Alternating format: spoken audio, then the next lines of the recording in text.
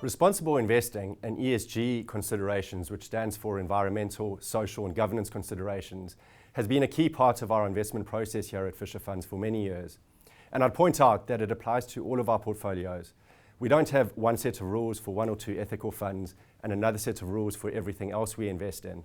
The responsible investing framework applies to all of our portfolio companies and portfolios. And as part of that, our ESG committee does rely on exclusion for some industries and companies that we aren't allowed to invest in.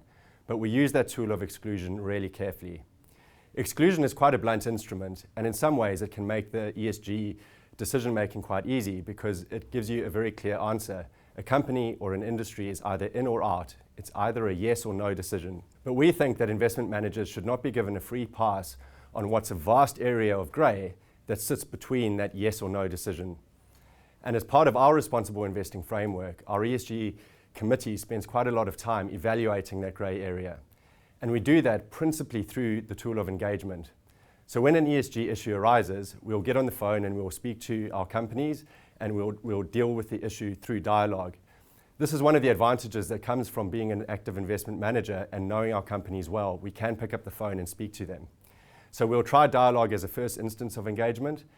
If needs be, we can ratchet up the pressure by voting our shares at an AGM. And then finally, as a last resort, if all else fails, we can obviously sell our shares and exit our investment. But as an active manager, we do have the flexibility to speak to our companies and try and nudge them in the right direction when it comes to ESG issues. And we think this is a far more sensible approach and will be more effective in lifting ESG standards across our portfolio companies than just relying on exclusion.